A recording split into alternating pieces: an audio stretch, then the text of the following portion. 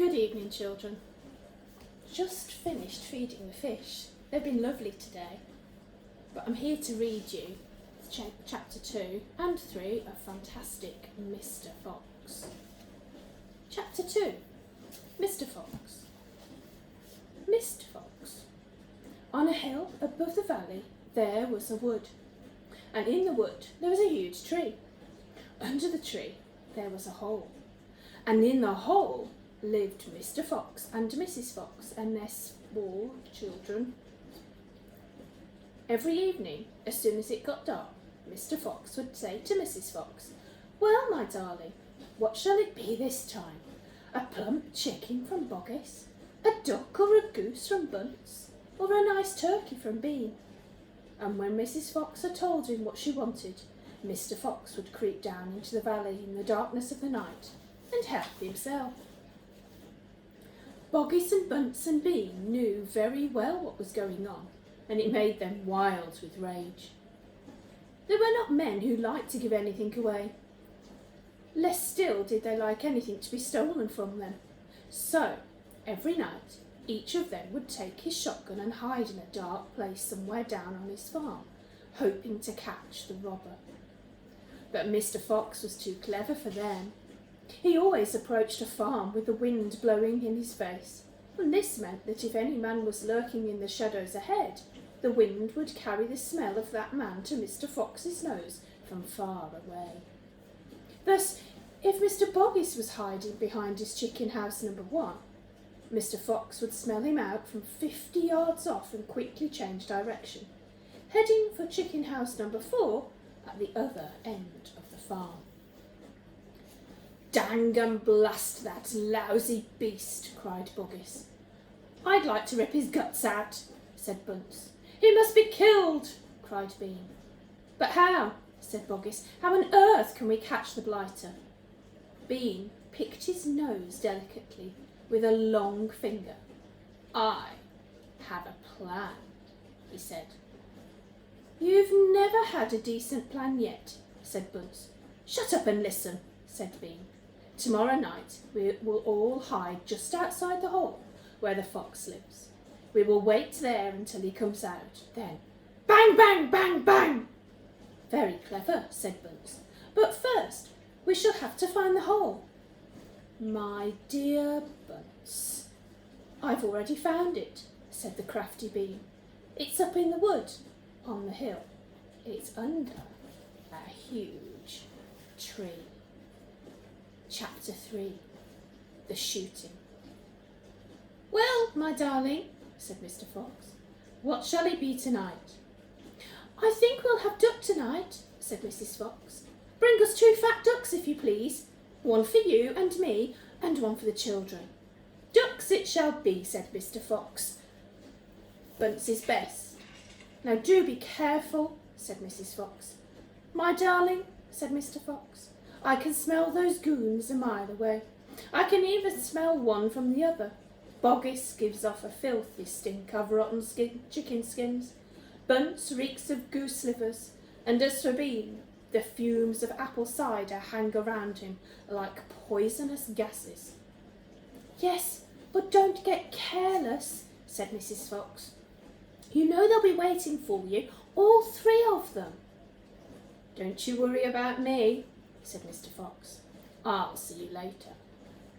But Mr. Fox would not have been quite so cocky had he known exactly where the 3 farmers were waiting at that moment.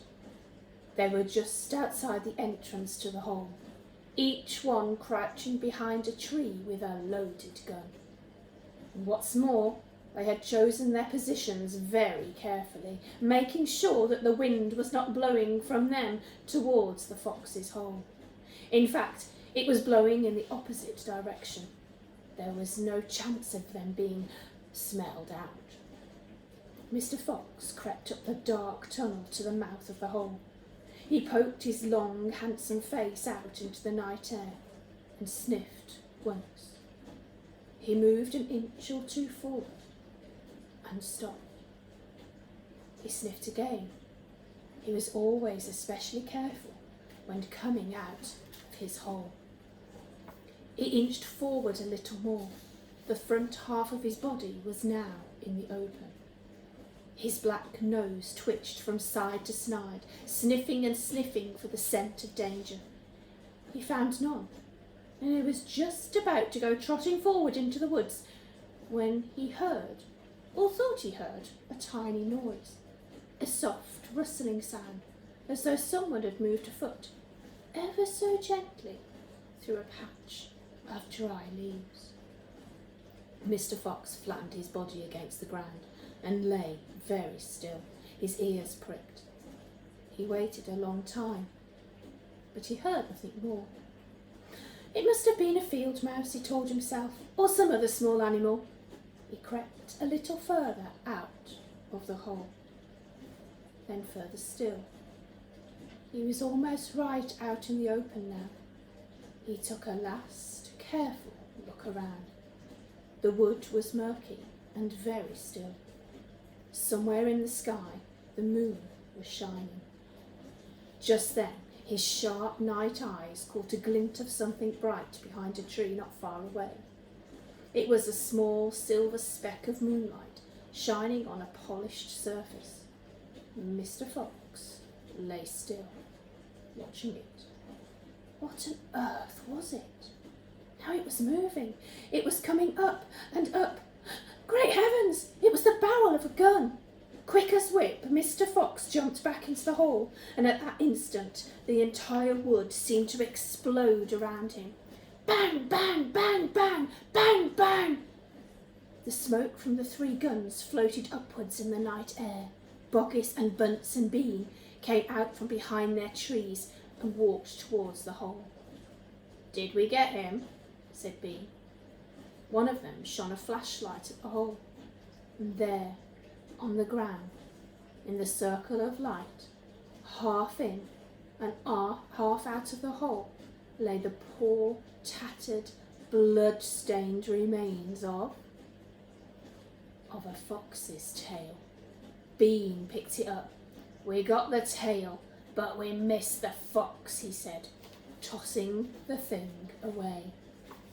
"Dang and blast," said Boggis. "We shot too late. We should have let fly the moment he poked his head out." "He won't be poking it out again in a hurry," Bunce said. Bean pulled a flask from his pocket and took a swig of cider. Then he said, "It'll take 3 days at least before he gets hungry enough to come out again. I'm not sitting round here waiting for that. Let's dig him out." "Ah," said Boris, "now you're talking sense. We can dig him out in a couple of hours. We know he's there." "I reckon there's a whole family of them down that hole," Bunce said. "Then we'll have the lot," said Bean. "Get the shovels." Chapter 4 is called The Terrible Shovels, but I shall read you that another evening. I hope you're all staying safe and keeping well. We hope to see you shortly. Bye.